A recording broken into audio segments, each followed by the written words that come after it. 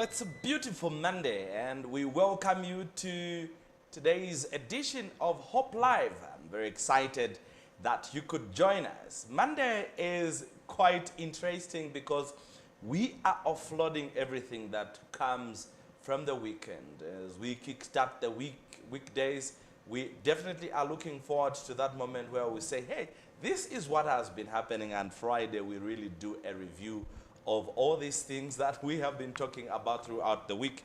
But then the weekend has given us much more to talk about. There is quite a lot that we had to talk about, we had to witness or experience over the weekend. Yeah, so then let's get started. My name is Bright Sinkozi, your host on this program. I'm not all by myself.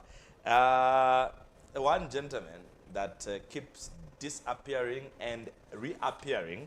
When Muyanga is here with me. When it's a Monday, welcome to Hope Live. You are still in Friday. Yeah, this I don't know why today's Monday feels like it's a weekend. So yeah, the International Women's Day. Of course. Came, on a Saturday, you obviously thought there should be a holiday on Monday. definitely. So I'm still in the holiday mood. Okay. But nevertheless, I'm always excited to be here. Hope Live is home. So whether it feels like a holiday or I'm in the mood for work, this is home. I'm so excited to be here today, like always. Well, we are very excited to be here today, and just to know that you are watching via Facebook.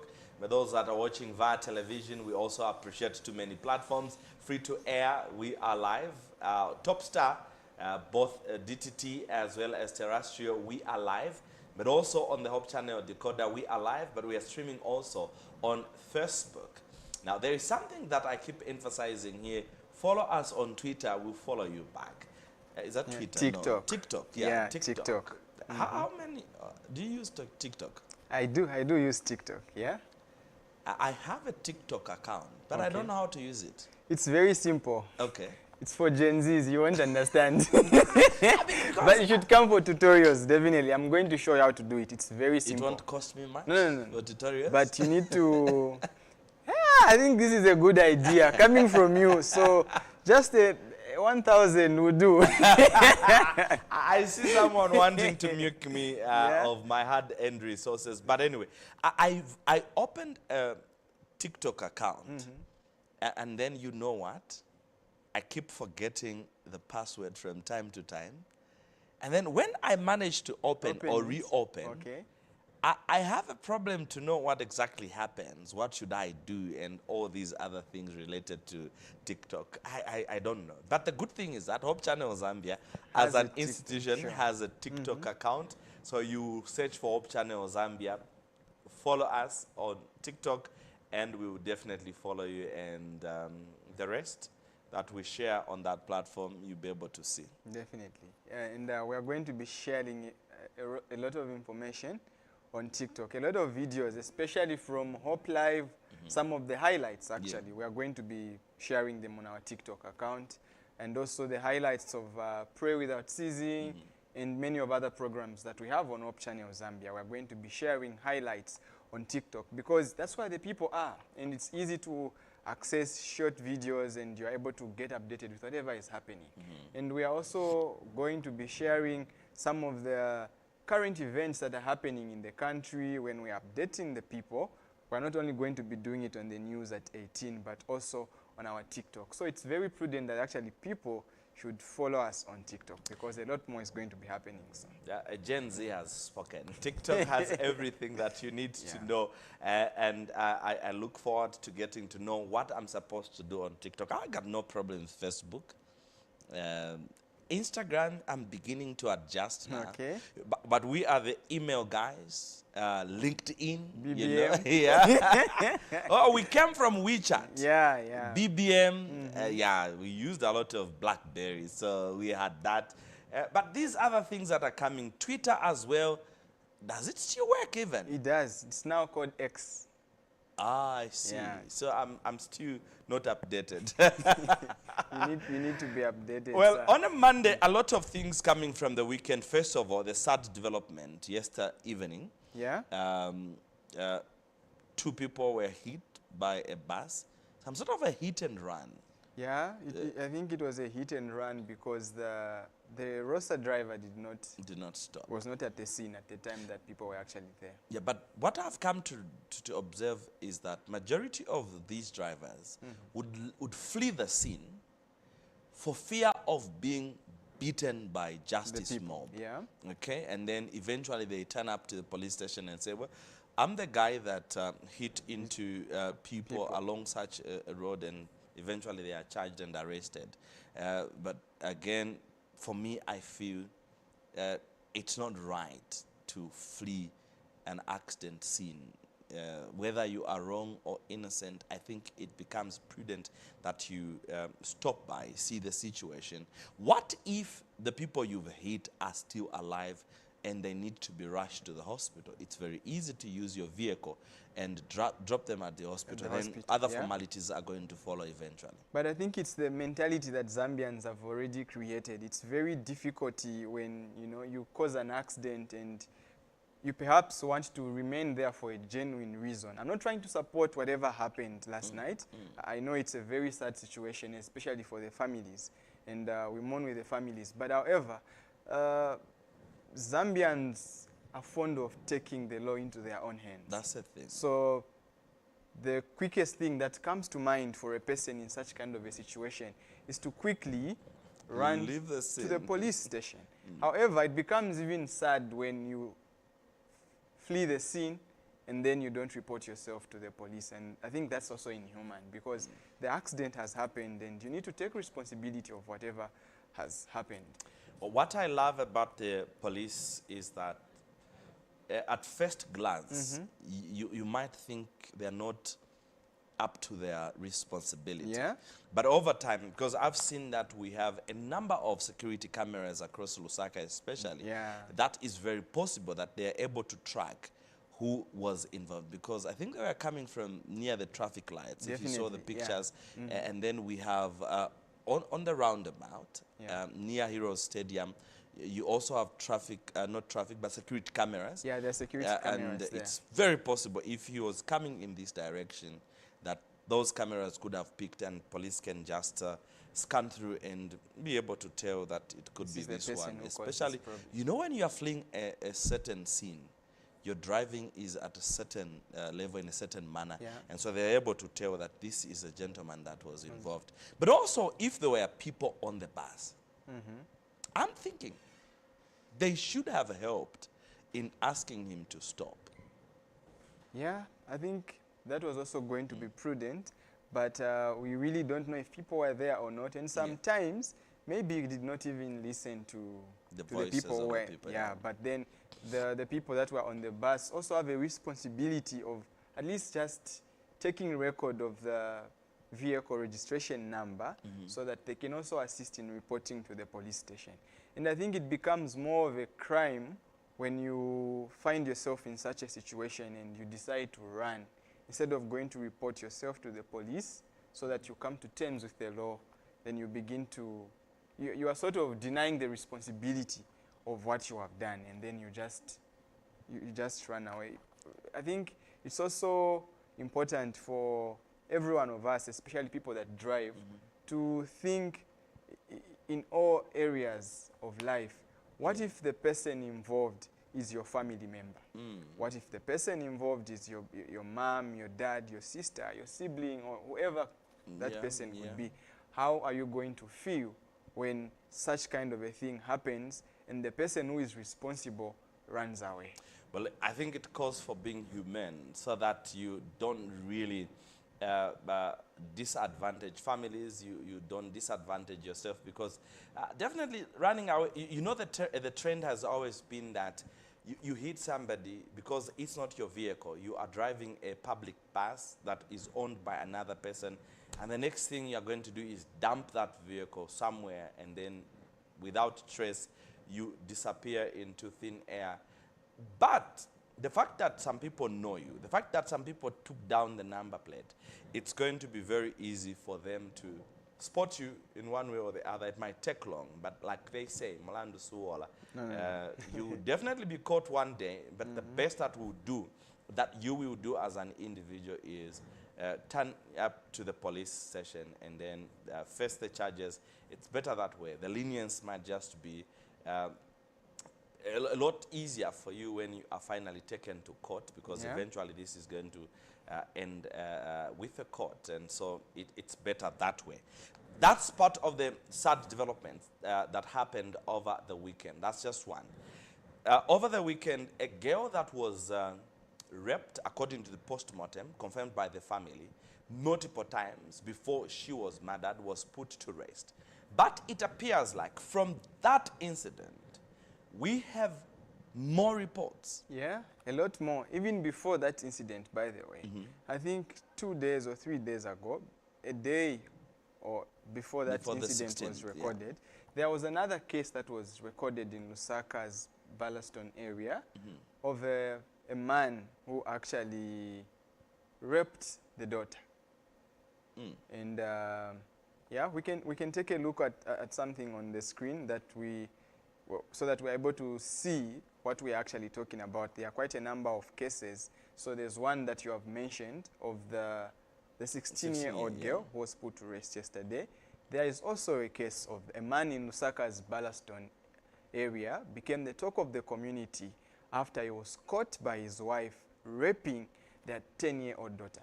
And you may be interested to learn, that another one is there. This is not the first time he was doing so. He's been doing it a number of times on the other daughter, who should be 14 years, if I'm not mistaken.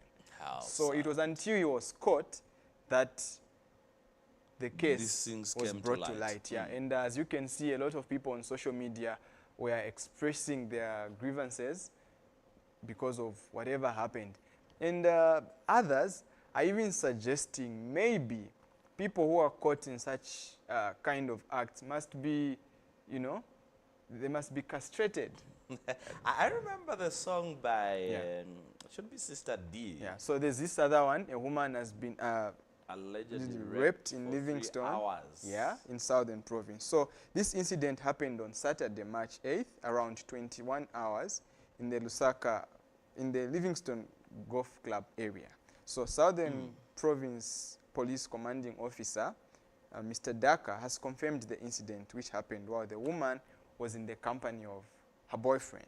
So Mr. Daka explained that the couple was walking in the golf course when they met a man who was in a gray uniform. Yes, and then he told them they were trespassing, you see. So this stranger then led them to a nearby bush where he instructed the couple to completely undress and later... As a punishment? Yes, and later whipped the woman's boyfriend before telling him to run off. And after that, he remains with the woman and begins to take advantage of her for 3 solid hours. Yo! Well, I'm looking at the boyfriend first. I'm lost of words. I've been trying to visualize what could have happened. My thinking wasn't the boyfriend strong enough to protect the girlfriend? But we don't know how armed this man was. Maybe he had a gun. Especially it was in uniform. Exactly. So, but gray uniform should be for a security company or something. Probably for a security company. So it's a very chaotic situation that I'm actually failing to grasp. Well, sad developments coming there. But let me begin by a father. Well, it's possible we can be anything. And we have always been told that the only thing that we are lacking is opportunity. We are potential criminals and all that. But I wouldn't just imagine descending on my own daughter. As young as 10 years, as young as 14 years. I really don't know. But again, from a Christian point of view, Mwene, you want to agree with me that the Bible has told us these things will begin to unfold as we near the end of time. Sure.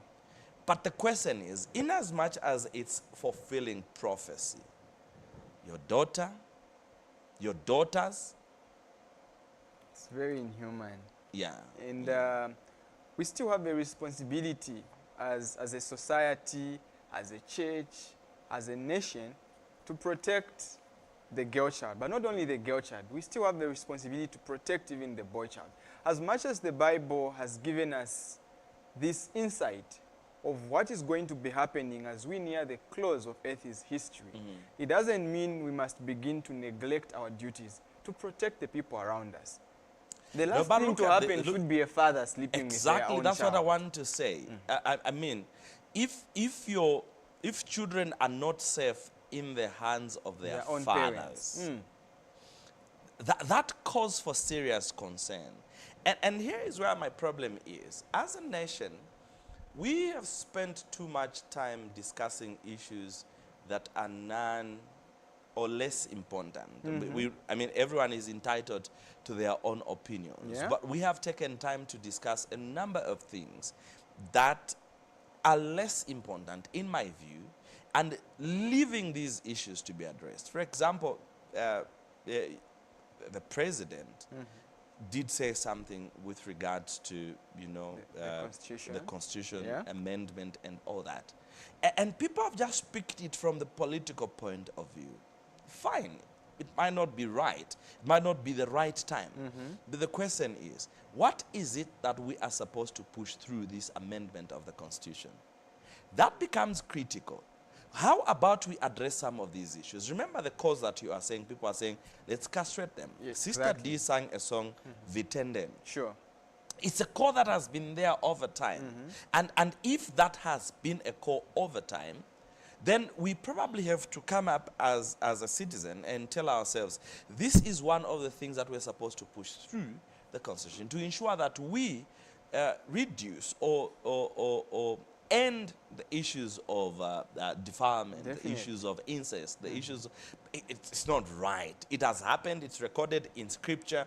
But it's not right that we should actually be perpetrating this at the point of a parent. And then again, the people that are doing that, for example, the gentleman in Livingston, you rape somebody you don't even know. What if this person is sick? You see? Then eventually you start nursing a situation that you don't even know how it has come about you. But because of your carelessness, you don't just pick on anyone that you find on the road and then mount yourself on them. I mean, it just doesn't make, logical sense, in my opinion, for you to go in that direction. And society really, we need to work up. We need to reach at a point where we are going to tell ourselves, this is something that we are not supposed to do. And I mean, such kind of lawlessness. No. We must not accept that. And coming back to the issue of the Constitution, I'm thinking we must not be looking at things every time in using the political lens, because it is going Unfortunately, our political lenses are big. They are bigger than anything else. And so everything that we see happening, we always see a political, a political move Side or of motivation, even if it's not the case. Even just the issue of changing the Zambian, banknotes. Yeah, people were already saying it's a political move without actually giving best whatever they were saying. And so when we come to the issue of changing the Constitution, like you have mentioned, there are a lot of important matters that we must consider as a nation that are going to help us build our economy, build our society, especially when it comes to moral issues. There is also the tobacco bill that people are pushing for. So there are quite a number of things aside from politics that people must be able to push for to be in the Constitution, and besides in order that, to save the if nation. I followed the president correctly, he was saying in order for the issues of equal, proportional, women and all that in key positions in government, many women in parliament, and the event itself was talking about women. More women. It's a Women's Day, and it was right for him to speak to that effect. But well, I don't know. We are not here to defend anyone. But the truth is that these are some of the issues that we are supposed to pay attention to. And on Hope Live, we have tried as much as possible to also bring voices that speak to the positive of everything that we are doing. And for me, the moment we come to realize that we have a lot of this that we are supposed to be concerned about as a citizen, then it's going to help us move in a certain direction. Away from that, Mwene, this one, pardon me if I'm making it a laughing matter. Okay. But there's uh, thefty. I don't have words. I don't know why you're already laughing before. I don't have a word because, I mean, stealing is bad. Definitely. And bad. God in his commandments says, thou shalt not steal. And this might not make sense, might not make logical sense really. Yeah? But the truth is that stealing is just that bad. By the way, you disadvantage yourself or disadvantage a family. People work hard to earn what they earn, and then you just come and steal. But then, people have stolen. Let's put that statement on the screen so that people can get to see what we are talking about. I mean, that's a statement. Individuals within Lusaka have stolen a gauge that is explosive in nature. It can only be opened by experts. And then there it is. And then somebody just decides to steal it. For what reason, I don't know. I mean, because to start with, it's possible that the person who stole it has no know-how, technical know-how of how to open it, and see what happens. If it is opened in an area, it would harm the person that stole it. It would harm the people around the area it has been opened. And if that be the case, then we are definitely talking about something that is going to harm us. The question is, why steal something that you don't even know how it's going to work? We know they are thieves, petty thieves at that matter. And by the way, this was stolen from a moving truck. And we have heard incidences of such things happening along Lumumba Road. I don't understand why, but then we have had a lot of incidences that have been reported, a lot of concerns being raised over such. And now stealing something that is not something that you can use, I don't see it right. And now I understand why the gigantic truck previously, last year, was being escorted with police, not only to deter people from just coming closer to it, but also just to avoid such incidences where theft is bound to happen and all that. I don't think we should reach to such levels as a citizen, as a nation. It's not right. It paints a bad picture on us. It paints a bad picture on society, but also the issues of morality. Our morals are really downgraded to such a level, and wow.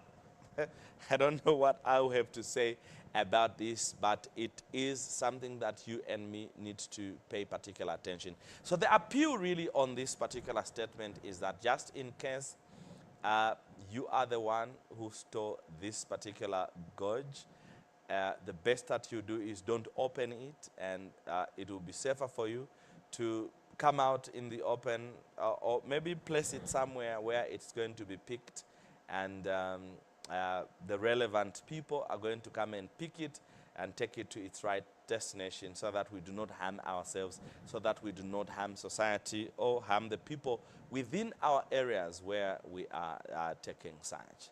I think the appeal is very clear. The appeal is very critical. I'm saying so because majority of us may not even realize how dangerous that is. But allow me probably to pick on the statement and hear what the owners are saying about that particular item. I'm just trying to see if I can pick that statement. Okay, the concern really is that somebody is going to die. Let's flash the statement on the screen so that as I am reading it. So this one is a public notice of a stolen nuclear gauge. Now, the National Council for Construction, NCC, wishes to inform members of the public that a Hambalat nuclear gauge was stolen on 19th February 2025 along Lumumba Road while in transit. So this one is manufactured by Hambodit. Hambodit. The serial number is given there, but also the model and the color is yellow. Now, this is an important safety notice that they are giving. A nuclear gauge contains radioactive material and should only be handled by trained personnel. If found, do not attempt to open or tamper with it, as improper handling can pose serious health and environmental risks. Anyone with information regarding its whereabouts is urged to immediately contact the listed people there. Your cooperation is highly appreciated in ensuring the safety recovery of this equipment. Please share this message widely to assist in locating the missing device. This is a statement issued by the National Council for Construction, safeguarding Zambia's construction industry one secure step at a time. So basically, that's about the stolen nuclear gauge. When I'm just thinking, I don't know if I'll sound petty, but I think when God was writing the 10 Commandments, he had such kind of people in mind who would, out of ignorance, end up stealing something that would actually harm themselves. So when God says, do not steal, he's not only protecting the person you are stealing from, he's actually protecting you who's attempting to get something that does not belong to you. I'm just thinking maybe they think it's one of these construction tools that they can just go and sell to on the black market or to any other person that does bricklaying or something, and they decided to get something that does not rightly belong to them. So the council is appealing to the members of the public, in case by any chance you see that gadget anywhere, do not even attempt to touch it. The best thing you can do is report to the nearest police station so that they can come and collect it. Or if you are a person of integrity and someone comes to you with this item at a very cheap price, the best you can do is actually report such kind of a person to the police station. I don't even see anyone bringing such to anyone, because that's just something that you can't use on a daily basis. I don't know, maybe, but it's only something that is usable. Remember, it's nuclear. Yeah. That is that it contains, and so unless you have the knowledge of how to use it and who needs it, then you can. But for me, I really don't even know how it works. I equally don't know how it works because I'm not trained in that field. So maybe even the persons who wanted to or who stole that thing don't even know what it actually can be used for, and they just decided to steal because maybe it looks similar to something that they know when it's actually not the thing. It's the issue of wanting to steal, really. Remember, I don't know if I've shared this story with you, but we have situations where people are addicted to stealing. It's a bad thing. It's a disease. To a point where on a day you have not stolen anything, you would want to hide even your own property and then pretend you are stealing for you to feel better. Just to feel better. Yeah, but then we wouldn't reach such levels, because whatever you see, whatever you find, the truck is moving, stretch your hand there, pull whatever is in there. Again, this is a concern, Mwene. A very big concern. Remember the Chirundu incident? Yeah, I do remember the Chirundu incident. And then you have also people stealing from moving trucks along the great city of Lusaka. Yeah. The question is, what are we turning to become as a people? I don't think this is painting a good picture on us as individuals, but also as a nation. So there's a lot of moral decay in our nation, and it's sad that it's spreading like wildfire in all angles, in all areas of life, you know. When you've talked about theft, you've even reminded me of those guys who were apprehended a few weeks ago by the police just along Independence Avenue in the Kafue Road. Roundabout, yes. You know, people lost valuable items, cell phones, laptops, money, a lot of things. Those guys would grab things during the day in moving vehicles, and sometimes because of the traffic flow, and then the vehicles reduce the speed and they are waiting to navigate into the direction heading to town, they would come and just grab anything. As long as the window is open, they would just grab anything. And I think it also calls for us people to be cautious when we are driving along Lusaka and also in other places to make sure that we are not victims. We also want to hear from you, our dear viewers. Don't forget, you can send us your message to 0976 151517. What do you think can be done in our country in order to reduce these vices that are happening? Theft, and we also have a lot of rape and defilement cases that are happening. We've seen quite a number, disgusting ones, this past weekend, and it's very sad that even lives were lost because of such kinds of acts. So you send us your message on our number, and also on our Facebook page. You can write us that comment. On YouTube, we'll be able to get your thoughts. Yes, indeed, you are free to send us that number that Mwene just mentioned. Is also on WhatsApp, 0976 151517, and we'll be glad to hear from you. We already appreciate those that are following on Hope Channel. Clever Handia says, we are following you. I really love to hear more about Jesus. Yeah, Okay. I know that. I mean, Hope Live is more of a program that brings everything together: social, Definitely. current Sure. affairs, inspiration. I think we have done quite a number of things in that regard, but then also be assured that there is a lot that we as Hope Channel Zambia are doing to ensure that everyone is informed, not only on spiritual matters, because we are a media institution, and that's the reason why some of these developing incidences, we are able to talk about them, and it's going to help us. But like we have indicated most of the times, is that we try as much as possible to ensure that we are doing that. So thank you so much, Clever Handia, that you are following us, and we appreciate. But there's also Frank Mafenyo, who is also watching. Then Senia Tembo, I don't know what the Z are all about. Could it be Gen Zs? I don't Or maybe know. it's expressing shock of whatever is happening. Yeah, and then we have Clarence Monde Muziamba, ever following the program. He was also a guest on this program. We totally appreciate that you are watching the program. But let's get to hear your comments on what we have said here. The rampant rape cases that are happening in this country, reported on social media, as well as other areas as well, but also the issues of theft.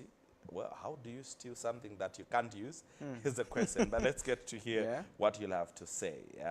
But Mwene has emphasized here that on the issues of theft, God was wise enough ahead of time to really warn us and say, do not steal. Because stealing really disadvantages many people. But see now, it's disadvantaging you. We don't know, because this happened on the 25th of February, and today is the 10th of March. What that tells you and me is that it's possible that in the past 15 days, this equipment, this gadget, probably has been tampered with, and we just don't know who ended up in harm's way. And so we'll appreciate if we can clearly, you know, not us appreciating, but I think it's a moral obligation that you and me should stay clear of things that are not ours. I had a study when people want to hear more about Jesus. And for the first time in my study in a long time, you know, I was presenting a study on the commandments of God. Okay. And then the conclusion of that issue was, if all of us adhered to the commandments of God, the rape cases, the theft, the adultery, fornication, name it, would have been a thing of the past. Definitely. If all of us were abiding, I want to say citizens, but the commandments go beyond citizenship. Definitely. Citizenships, citizens of heaven. Yeah. We would have avoided, would have been going home sleeping comfortably without even locking our the doors. door. Because everyone is keeping the commandments of God. Now you see that the commandments of God are very clear, loud and clear, much more than even the constitution that we're talking about. Because the They Constitution need no depends. amendment. Yeah? No And amendment. what they say feeds into everything that we are crying for as a nation, Definitely. as a citizens, as human beings. Because if we adhere to the commandments of God, we will not steal. No, not at all. Not at all. We will not descend on our very own children. We will not make everyone our victims when we meet them in society. This time around, it is not safe to send our children as big as 16 years to go and buy something at the nearby shop. Even during the day. During the day, it's not safe because you don't know if they are going to return. Because somebody somewhere there doesn't fear God. Somebody somewhere there doesn't have the light and the knowledge of God. But these are things that we've grown up knowing. When the Bible says, train up the children in the way they should go, so that when they are grown up, they will not depart from it. This is what we are saying. Definitely. So if we took time as parents, teaching our children on what to do, there's something that we discussed here with Dr. Kabani. There's a word that he referred to mean by chance, serendipity. There are some children that by chance have grown well Yeah. and they've become responsible citizens.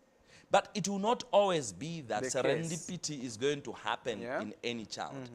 Homeschooling becomes very important. Let's keep our children in the fear of God. And when we would have done that, it is possible that this is going to be spread across the nation.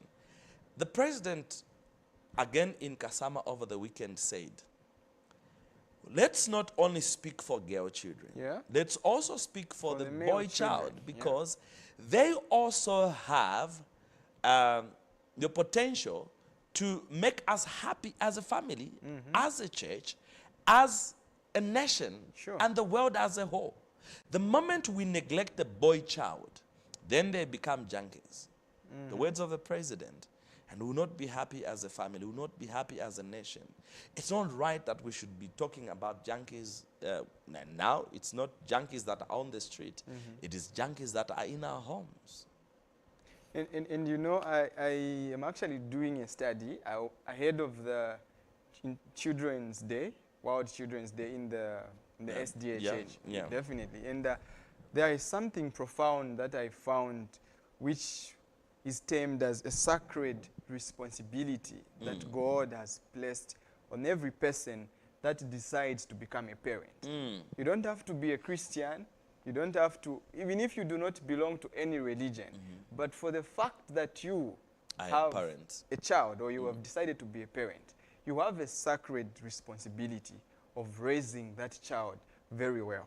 All these cases that we are talking about today wouldn't have been happening if children were trained right from the home. You know, thieves come from homes. Yeah. Junkies come from homes. Rapists, drunkards, whoever, they come from homes. So God says, I have given you a responsibility as a parent. I have given you part of my responsibility, because God says our parents are our second gods. So he says, I have given you part of my divine responsibility as God to you as a parent, that you take care of these children that I am going to place in your care. Yes. And so it happens that people have become so negligent to the extent that they are expecting society to raise children for them. And this is when we are beginning to see a lot of unwanted things begin to happen, because society, there is a devil in society. There is. And he is gladly accepting the responsibility of raising children on behalf of parents who are not responsible. The issue is that the devil is still alive. Definitely. And so when the devil is still alive, then it means you and me have to, in a way, have to guard what we are doing. Because remember in Revelation chapter 12, Yeah. Yeah, it should be verse 12. He has come with great wrath. Yeah, great wrath. Because Yeah. he knows that His he's time got is very short. little time. So if he has come with great wrath, then it means you and me will have to reach at a point where we now become alert. And that's why the Bible says we need to be as wise as a serpent. Yeah. We have to know that these things are not actually natural. Sure. Why should we now sleep? When actually the accuser of the brethren He's is right awake here. and working 24/7. He doesn't go on vacation. No, no, no. Huh? He doesn't. Yeah. Yeah. So this one is a very huge responsibility to parents and also to young people like me who are also planning on maybe in the future creating or having a family. We must begin to learn these things now. No one is going to learn how to become a responsible parent when they have become a parent. That would be too late.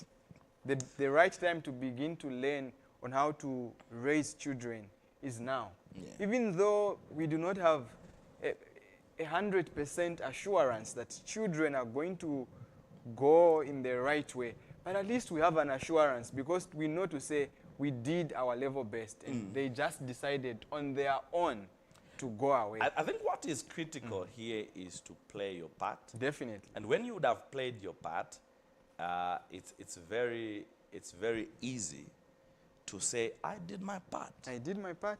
Yeah. And God then, will not hold you responsible. I mean, why should he even hold you responsible for things that you have done?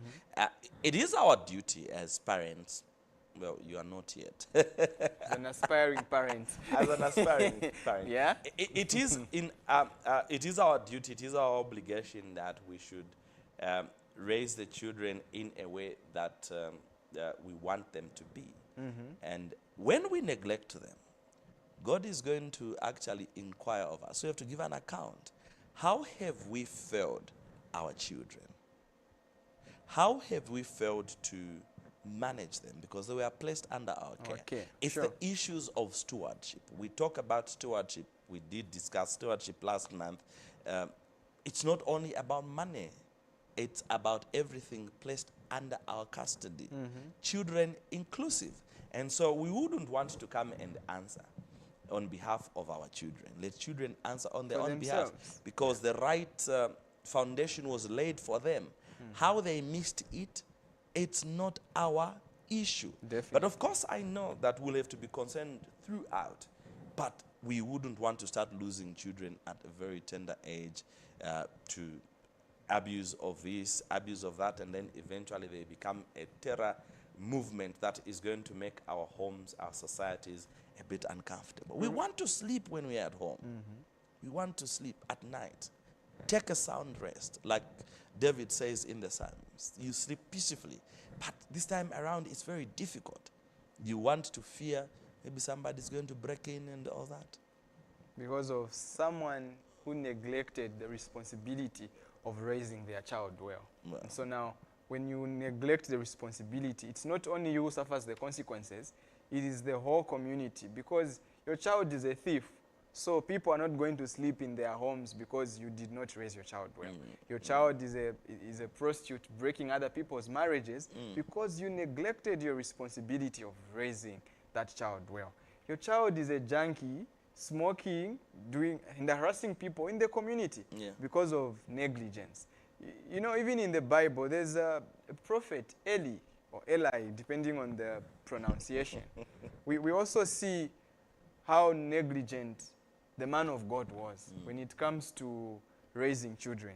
He was a prophet of God, always in the house of the Lord, doing some sacrifices, standing in between the people and God. But then in his own house, he couldn't do it for his children. There was chaos. So God is going to hold us responsible. He's not just going to leave us because we are Christians. It is not automatic that children are going to be Christians. Eli failed his home responsibility, and when people begin to bring their sacrifices, the children of the priest are harassing, raping people, beating them, doing all sorts of things. That's what the Bible records. Because he failed his responsibility. So even as Christians, if you're an elder, you are a pastor, you are a master guide, or whatever you may be, whatever spiritual responsibility that you hold in the church does not automatically translate into your children becoming like you. You need to train them. Yeah. Another failure that we find in this area is David. David is a king of Israel and a man after God's own heart. But because of negligence to some extent, we see what his children become. See? Absalom becomes a very disobedient child. The other one rapes the sister. So it all begins with the issues of responsibility as a parent and raising your children very well. At least if they begin to do things that are detestable in the presence of God, let it be that you have already done your part, not that you have failed to do your part. Because when you fail to do your part, a lot of chaos is going to happen in the church, in the society, and everywhere else in the world, because the devil is going to take advantage of the situation. And we are going to have a lot of bad things that are happening. And sometimes I feel like even prophecy begins to be fulfilled even before it's supposed to be fulfilled because of negligence. This is what Ellen White says in the book Child Guidance. Sure. She says, the work of parents is a solemn and sacred trust. It is a work that demands the exercise of the highest wisdom, the deepest affection, and the most patient forbearance. Now, if you listen carefully to what she is saying, first of all, solemn and sacred trust. It doesn't come from any human being. It comes from God. And if God has given us this responsibility, then we are saying we need to work, because our work demands the exercise of the highest wisdom and the deepest affection and the most patient forbearance. It's a long process, but even if it's a long process, it is a sacred trust and responsibility that has been placed on the shoulders of every parent. And when we are able to move in that direction, then God will say, and then the results, the crown comes on your the stars come on your crown, because you didn't lose your children. But then again, you brought in the aspect of ally. We need to be talking to our guests now. But you brought in the aspect of Eli. You said ally? Eli. Okay. So we've heard a situation where society is saying pastors as children are the most notorious in society and the like. Again, it's a responsibility that these people have, to a point where they have no time for home. They have time for everyone in the congregation. And eventually they have not done something for their children. My appeal to members of the church and society is that let's take time and pray for our pastors. Definitely. Let's take time and pray for our pastors, because these people carry a huge responsibility in the congregation. But then they have at some point neglected their own children at the expense of their children they are attending to other people. Let me tell you a quick story as we transition to the discussion for today. You remember a doctor who left his child dead because there was a serious demand at the hospital. And then, so, you came late. You needed to come early to attend to this problem. And then the doctor didn't even say anything, but then attended to the patient. And after that, he went to continue mourning his child. When finally the patient was okay and inquired, but what's the problem? Why did he come late? And he had no courtesy to say anything. Then the people at the hospital said, actually, that doctor left his own child dead to come and attend to you. And so you see the sacrifices that certain people make for you. Other people. Okay, so then it means you have a responsibility not to criticize, the responsibility not to condemn, but to also help them pray for them, so that they'll also manage their home as they do for other people's affairs. Well, let's not forget our main interview that is coming up next. Before I let you disappear for a few minutes, whom are we going to have today? We have Dr. Msonda Mwilwa. I hope I'm pronouncing it well. I believe so. Dr. Msonda Mwilwa is our guest as we continue to raise voices, women's voices, I was corrected that this is the month of women. Yeah. I tried to bring in the issue of youths, Youths. that I was told, youths are under the women, so you should actually, that's what I was told on Friday. Okay. I was told by Aunt Flo on Yes. Friday on this same platform that we are amplifying the voices of women, but today we zero into the issues of medicine as well as advocacy. Advocacy, Very, sure. very critical. So Mwene is going to take up this discussion with our guest, Dr. Msonda Mwirwa. I'll be back on the other side.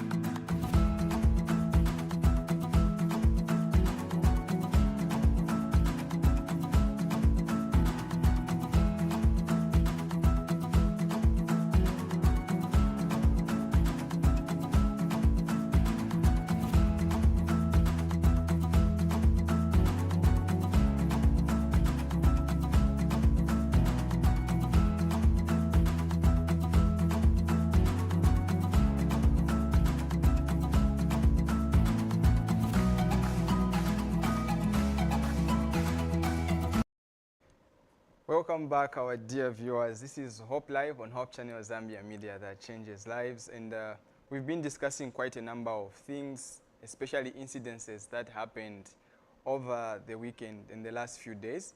But now we transition to the main business of today, where we're amplifying the voices of women in medicine and advocacy. March being a month that is dedicated to women, we have decided that we'll bring a number of influential women to you so that you are able to learn quite a number of things. And in the studio, I am joined by Dr. Msonda Mwirwa. Welcome, Doc, to the show. Thank you very much. I'm so excited to have you today. My pleasure. Happy Women's Day to you. I know it's your month, so happy Women's Day to you. Thank you very, very much. Just to get right into it, maybe there could be one or two people actually meeting you for the first time today. Who is Dr. Msonda Mwirwa? Well, Dr. Msonda Mwirwa is a passionate, loving person, Okay. a sickle cell advocate, and living with sickle cell anemia as well. So, yeah, in short, that's me. But I can say so much. I'm a business person, a daughter to my loving mother, Okay. you know, a sister to my sister. So, yeah, it can go on and on and on. But yeah, that's short introductory. Well, thank you so much for that great introduction. Yeah. And coming to talk of you mentioning being a sickle cell patient, and as we are looking at women who are actually voicing out to speak on behalf of other people, there are quite a number of people who are not actually very free or open enough to talk about their ailments. Yeah. And you have decided otherwise. So are you able to share with us your experience living with sickle cell disease and how it has impacted your own life and your career? Well, living with sickle cell disease is not an easy journey. It's a very challenging journey. And it has impacted me in such a way that it's, like I said, I'm a passionate person. I do things deliberately because I don't take life for granted. Sure. You know, because my tomorrow is not guaranteed. And how has it impacted my career? Well, sometimes I don't get to do things I want to do because, you know, my condition does not allow me to do certain things. Sometimes I'll not show up because I'm in the hospital. Yeah, so it has not been a very easy journey, but with time I've learned how to manage it, how to make the most out of the beautiful days where I'm not in a crisis or I'm not in the hospital, and just live my life to the fullest. Okay. Yeah. And talking of you living with sickle cell, how has it changed your perspective of how you view life, you view your career, you just view your choices and also your choice of work as well, you being a medical doctor, and how has it just changed the way you look at everything at once? Well, so living with sickle cell anemia, first of all, I don't take life for granted. Okay. I live every day at a time because like I said, I'm not guaranteed that tomorrow I'll be there. I'm not guaranteed that tomorrow I'll be healthy. So for me, I'm grateful for the moment, what I'm going through right now. If I wake up healthy, I'm grateful. I'm deliberate. I'm loving with my family, my friends, with my work as well. I give my work the very best. And sickle cell has impacted me in such a way. For me, it's always been a childhood dream. From the time I was 4 years old, I would tell my mom that I want to be a doctor so I can help people like me. It was always about helping other people like me. And so from 4 years old to now, my passion grew. At some point, mom tells me that I would get my dose and they'll be my patients. Oh, wow. I would literally play hospital. So yeah, I drew a negative, what's this, inspiration from a negative situation. From being in hospital every other day, I drew inspiration and I turned it into a whole career. And here I am now, I'm a medical doctor. Now I'm just wondering, coming to learn of this disease at a very tender age, and I want to believe at 4 you probably didn't even understand what that meant. Exactly. And until at the time maybe you were a bit older, you've gone to school, you have the knowledge, and you also have the explanation probably from your mother. Yeah. How has this also, how did you receive the news in the first place? Did you ever feel inferior? Did you ever feel like this was going to just shatter everything, your dreams, your plans? Well, so for me, when growing up, the way my mom, I think I'm blessed. Okay. You're definitely blessed. Yes, Yeah, I am sure. blessed because my family treated me like a normal person. Like, I love the fact that they told me early that I have a condition. I think even as a young child, I understood that I have this condition. You know, I knew that I need to wear my jersey, I need to eat my vegetables because I have this condition, you know, like at an early age, they kind of told it to me. And then also just the mentality that was put in me, whenever I went into a hospital, I knew that this too will pass and I will go back to having a normal life. So for me, I was like any other child, like I was allowed to live a normal life despite having that condition. Like I'll be given the attention when I got sick. Like it's not like I would be told, no, don't do this, don't do that, you know, because I have sickle cell, like treat me like an egg. No, my mom just treated me like any other child. Of course, I'm the last born also, so with a bit of favoritism of being the last born, I know, right? Exactly. Yeah. So for me, I never saw myself any different. Really, I never told myself that I'm different because I think I was just loved by my family.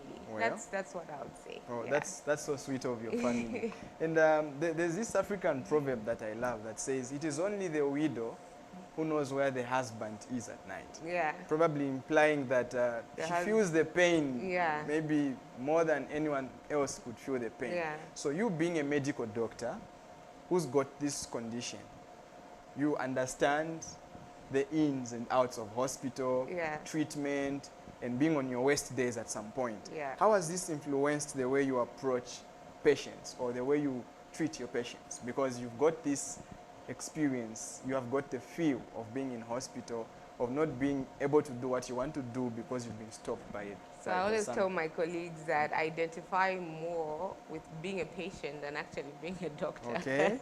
You know, like, you know, obviously I am a doctor, but you know, I identify more with being a patient than a doctor because I'm still a patient. Some days I have to go into the hospital. So this has really made me sympathetic you know, because there are also moments in time where my pain has not been taken seriously by the doctors that are seeing me. So I'm very deliberate by being more sympathetic with my patients, by listening, you know, to them, and also just explaining what's going on. Because I know there's a lot of, you know, when you're sick, there are all these questions in your head, you want answers, you know, so I just avail myself, ready, available, just to answer those questions for my patients. So this is, it's made me understand my patients, yeah, Well, better. so in short, you're actually in the shoes of the patient. Yes. So even when they are complaining or explaining their situations, Yeah. you are able to relate Yeah. because you've been in this experience. And you are not just a patient, you are a medical doctor, meaning you've got other demands as well that you are supposed to meet. Yeah. How do you manage to meet the demands of your profession as well as prioritizing your own health? Yeah, so health first. There's a saying that says health is wealth, right? I'm only as good as healthy as I Sure. am. Like, you know, if I'm dead, who am I going to help? So I've put it to myself to be honest with myself, you know. I know sometimes it gets to me, I feel like, no, I've let down the team, you know, because sometimes I'll plan to say I'll be there and then I'm not there. So what has helped me the most is being honest with my supervisors. Like, you know, just be honest about my condition and also just letting them know my limits, you know, how well where I can go, how far I can go, what I can do, what I cannot do. But I've always made it a point to say when I'm around, when I'm at my best, when I'm healthy, I give it the best.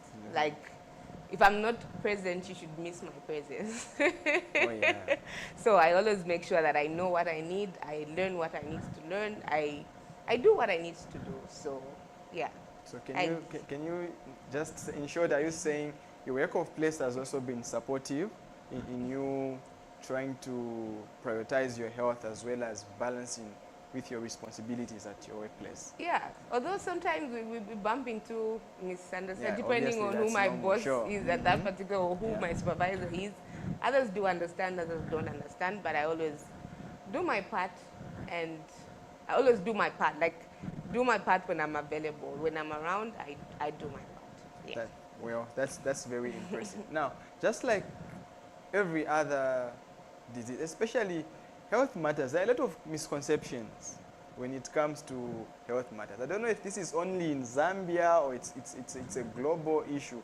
What are some of those misconceptions specifically about sickle cell that you would want to address or maybe correct so that people can have this right view of what actually is true and what is not true about sickle cell? So there's a misconception which says people with sickle cell anemia don't live long, they die, which is they literally say that we're walking corpse. You're already dead. We're dead, you know, we were just waiting to fall and die, Okay. but which is not true.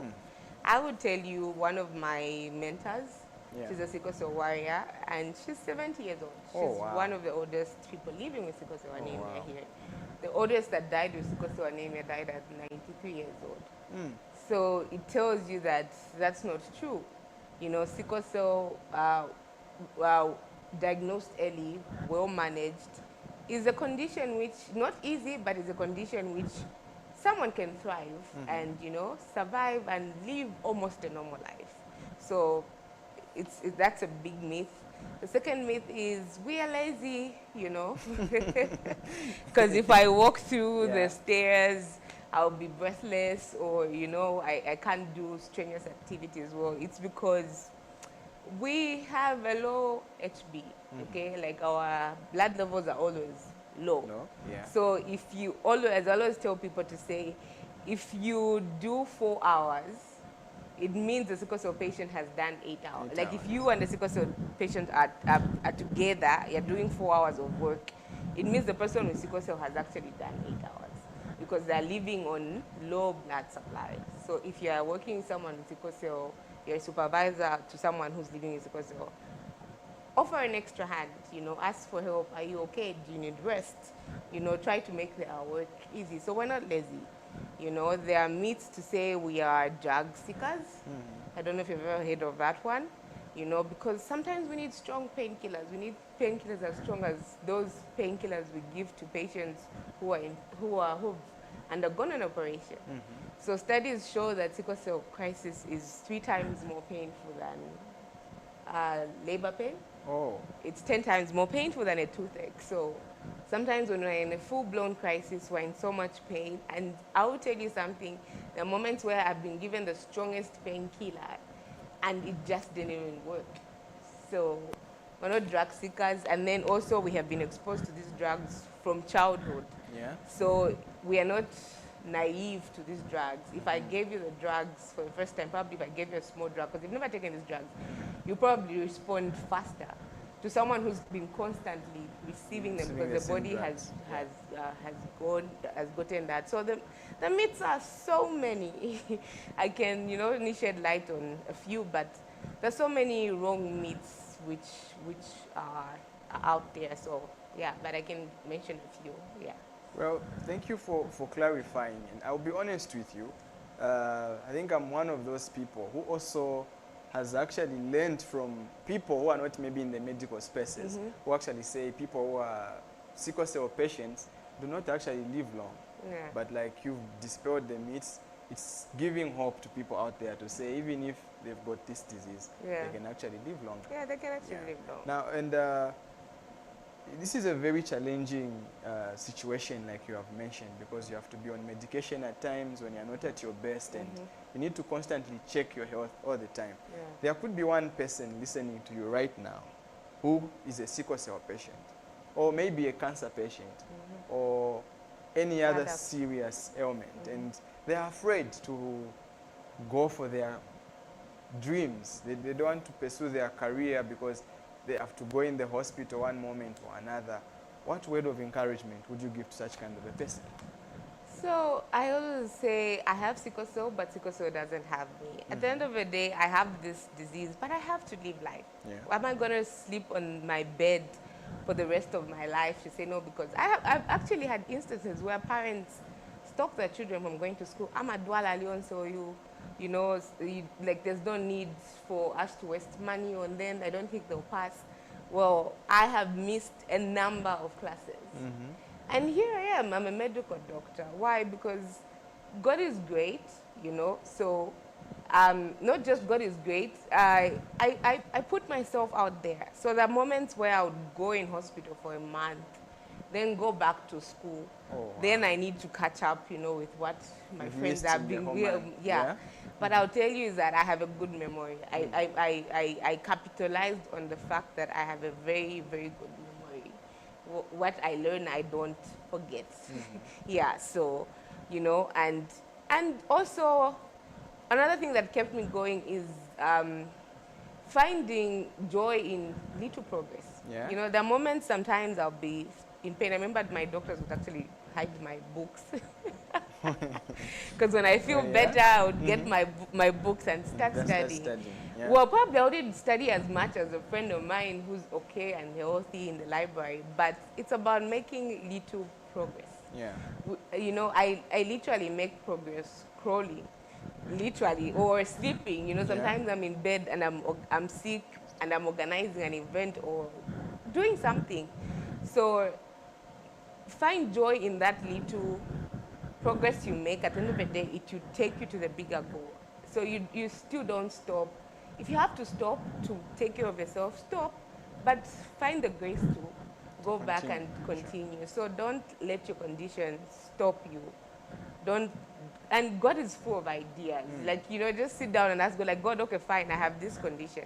How am I going to still progress in my life? Yeah. I am talented with my hands. Sometimes I'll be there not feeling so well, but making something with my hands, you know, and it's still progress. So it cannot be career-wise, it can be talent, it can be something. Others are artists. Yeah. You know, you can draw. If you love drawing, if you love sewing, you can knit something, make something beautiful. I'm a florist myself, so sometimes I make bouquets and whatnot. So just make little progress and find joy in those little progress. Yeah. Let's talk about breaking stereotypes as a nation. How do you think this can be best done? How do you think we can break down stereotypes and stigmas that are actually surrounding sickle cell disease, especially among women? It's really sad, and I would say as a nation, as a generation, we just need to grow up. You know, because I believe nobody chooses to be born with a disability. Yeah. You know, nobody chooses to be born with a blind eye. You know, if I always tell people, if I had a choice, I'd definitely pick something. Like, why would I want to go through pain Sure. every day? So society needs to come to a place where they self-educate themselves, you know. And I also believe people who love discriminating, stereotyping, and trying to make life hard for someone who is already having a hard life are just giving a reflection of what issues they have. You know, it makes them feel better to say, I've injured someone else, like, you know, like they're struggling with something internally. So society needs to grow up. Society needs to be more loving, you know, to be more sympathetic. People are not loving, people are not sympathetic. And I believe if you gave love to someone with sickle cell anemia, they can actually thrive. Because once that balance is distorted, you know, where you don't have love, it can actually just make everything else especially difficult, especially if it's coming from your friends, your workmates, your family, because there's so much hurt. You know, you're going to walk around the street and, you know, someone's going to tell me, hey, Iwe, why do you have yellow eyes? Or why do you know, have a tummy? Or why are you limping? You know, because some sickle cell patients, and those words can be harmful, you know, why are you breathing hard? When you meet a stranger, now if imagine you are getting such comments from someone within, someone who's supposed to understand you. Because we even face discrimination from our own health providers, you know, from our own nurses. And you have run to the hospital, because nobody loves the hospital. Right? You have run to the hospital, and then the person who's supposed to be loving on you is the person discriminating. And that's why I have a say which says, love is a real cure. So society just needs to grow up. Society needs to self-educate itself. Information is readily available on the internet, you know, like just read about this. And then if you've got nothing nice to say, I think just sit it up. Sure. Well, as we come to the conclusion of our interview, maybe in just 2 minutes, how do you think, as an advocate, because you've been advocating for people who are actually living with sickle cell, and you are doing a commendable job, I must say. But how do you think there are any policy changes that needs to be made in order to maximize on providing quality health care for women and also for people that are suffering from sickle cell? Yeah, like, you know, our drugs, first of all, let's just start there, are not free, they're expensive, you know. I think, so okay, policies are there, they've been implemented, but they're not on the ground, you know, we're still not receiving free drugs. You know, sometimes you walk into the hospital, like I said, you need this strong painkiller, and they tell you, we don't have that painkiller. And so you have to cry out the whole night, you know. So let's start with our drugs. First of all, we need those policies to help, you know, sickle cell management. And then we also just need specialized care. So if there can be policies that can be put aside, well, we just have enough specialized centers everywhere, not just here in Zambia, like, oh, sorry, in Lusaka, but like everywhere else, you know. Let's be deliberate. If it means educating everybody, you know, or setting up programs that will educate people on managing sickle cell, because people think sickle cell is just painkillers, water, but it's so much more. It's a more complicated disease. So those policies are needed, and also just work policies. Apart from the health, work policies, inclusivity. You know, sickle cell is also a disability. It's an invisible disability, but it's never taken like a disability. You understand? Because pain is so subjective. If I tell you I'm in pain, you might not believe me, but I am in pain. So sickle cell is actually an invisible disability, and let's take it that way and put policies that protect people living with sickle cell. Well, one last question for you, Doc. How do you think women like you actually have contributed to raising awareness? And what more can be done? Do we need a lot more of advocates? What more can be done so that people can have awareness? They can get to learn more about sickle cell and how to maybe take care of themselves and all that. And the last question is, how would you encourage a young lady, a young man in a difficult situation or suffering from a serious ailment?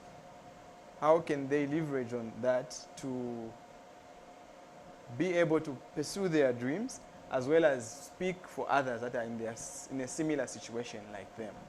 Yeah, so for the women, actually, the sickle cell advocacy, we're doing well. We actually want more men. Okay. So when you look at it, there are actually more women Men. than men, and it makes me proud because I'm like the pioneer of social media sickle cell advocacy. Okay. Like I was the first person to ever come out and start talking in Zambia, I mean, Yeah. and start talking about sickle cell anemia, and the number of people, you know, started Voicing talking about, out. yeah, voicing out. So we need more people. The more we talk about it, the more you talk about something, the more familiar. Remember when HIV came? It was this weird, strange Yeah. thing, but now it's something people are not ashamed to talk about. So it's the same thing with sickle cell. The more we talk about it, the more it will not be a strange thing. You know, people will understand what sickle cell is. So that's the reason why we need more advocacy from both the male and the female, because we also want to know how does sickle cell affect the male you know, the gender, how does it affect it. I cannot speak on behalf of the men because I'm not male, you know, I don't know exactly what they go have to through. experience. So yeah, so we're calling on both parents, the warriors themselves, all of them, just to stand up and continue speaking about sickle cell awareness, and then encouraging people, you know, just to go out there and follow your dreams. Like I said, don't allow a condition to stop you. And then I think honesty is the best policy, because I think for how long are you going to hide it? Yeah.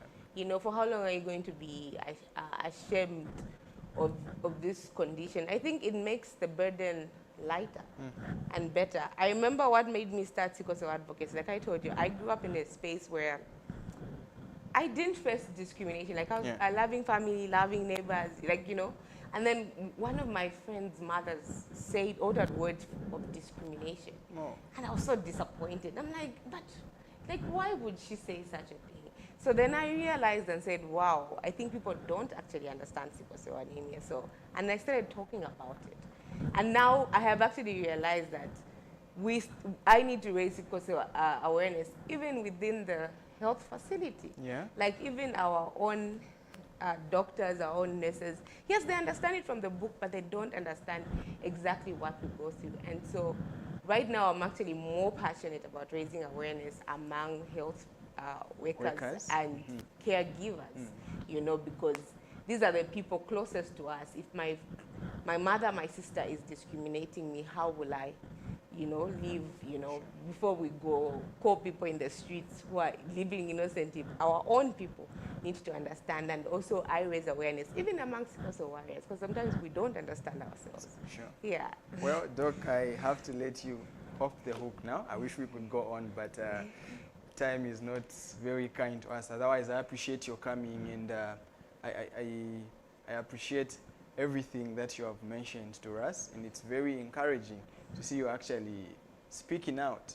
It's not easy that people would actually open up and just say, I'm actually going through this kind of a situation. And I believe a lot of people have been encouraged, they have been touched, and they know to say there's actually a future for me. So having a chronic condition does not mean that your life ends there. Dr. Mwilwa is just a very perfect example of having to fight a serious condition, but as well as living her dreams. You could be the next person to come out of the shell and not be limited by whatever is happening to your life, and you can still succeed, and you can still speak for people who are in a similar condition like yours. My name is Mwenye Muyanga, and my co-host has been Bright Sinkozi. Thank you so much for tuning in. Bye for now. Thank you.